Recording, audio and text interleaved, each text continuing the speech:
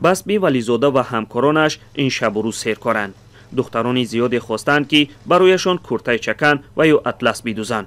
онҳо гуфтанд донишҷӯ ҳастанд ва аз масъулини донишгоҳҳо чунин дастур гирифтаанд. ҳунармандо бисёр заҳмат карданд, талош карданд.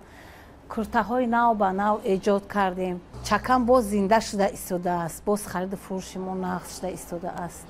чанд сол боз дар айёми баҳор ва ба вижа дар рӯзҳои таҷлил аз наврӯз духтарону ҷавононро дар тоҷикистон ба пӯшидани либоси миллӣ маҷбур мекунанд.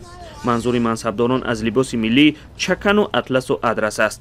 дар гузашта баъзе аз сокинон шикоят доштанд ки мақомот завқи мардум ва тавоноии онҳоро ба назар намегиранд. басби вализода мегӯяд бо гузашти вақт духтарони ҷавон бо либоси чакану атлас ба қавле унс гирифтаанд. чакан аз соли 2018 шомили феҳристи мероси ғайримоддии фарҳангист. либосҳои миллии халқи тоҷик, махсусан либоси миллии халқи минтақаи Кӯлоб ба ҳисоб меравад. мо бонувони Кӯлоб шаҳри босонӣ фахразон дорем ки имрӯз чакани мо ҷаҳонӣ шудааст.